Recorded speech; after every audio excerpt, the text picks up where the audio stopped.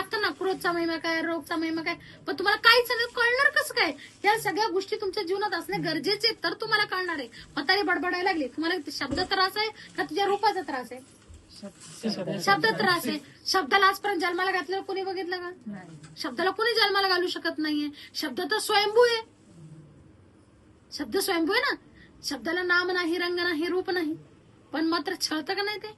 मग छळतात आपण म्हणतो दिल में लगा, दिल में तर शिव आहे ना, हृदयात कोण शिव त्याचा तो बघून गेल ना. आपल्याला काय सांगितलेलं आहे? अरे तो बाण मारत होता, मी घेतला ना, तू कशाला भाव चाल? तू माझं ध्यान करायचं होतं ना, तू माझं ध्यान करायचं, चिंतन करायचं होतं, आणि तुला सणच होत नसेल तर मग तुम्हाला धरूनच का? काही बाळ असतात ना, आईला सोडत नाही, बाथरूम मध्ये गेली तर तिचा पदर धरून त्यावर शेतात. तसं मग आपल्याला जर जगाची भीती वाटत असेल, आपण बघून तिचा पदर धरून राहायचं. मग भीतीच वाटत असेल तर या संसारात राहत असताना आपल्याला त्रास होणार आहे. त्रास झाल्याशिवाय नवीन नवीन गोष्टी करणार कशा? भगवंतांनी तर एवढं केलंय, चांगली केलेत, वाईट केले, पाखंडी केलेत, रागोरी केलेत, गोरी केलेत. तुम्हाला सांगतात किती प्रकारचे आपण याला बघतो प्रयागराजला, नाही ती लोक तिथे पोहोचलेले ना. असं काही लोक जीवन त्याग करून तिथं पोहोचलेले. तुम्हाला त्यागही नाही करायचं. काय करायचंय? फक्त काय त्याग करायचंय? मी फक्त काही त्याग नाही करायचा.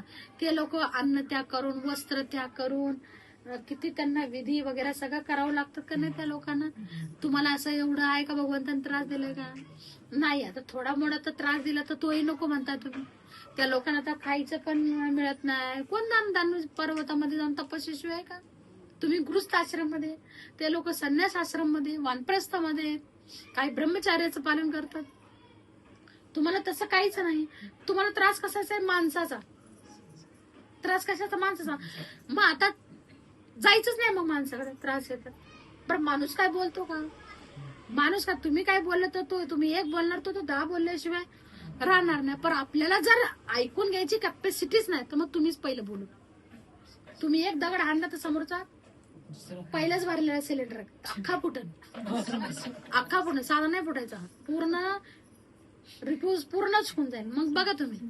हा, तिकडून फुटू दे, तिकडून एक मारलं तर आपण 1000 मारूया, पण आपण एक मारलं तर आपल्याला 1000 टोमणे ऐकायला लागतील. मग ठरवा की तिकडून होऊ द्या. म्हणजे आपली संधी आहे ना, आपल्याला मोकळं करतायत, आपलं सिलेंडर मोकळं करतायत.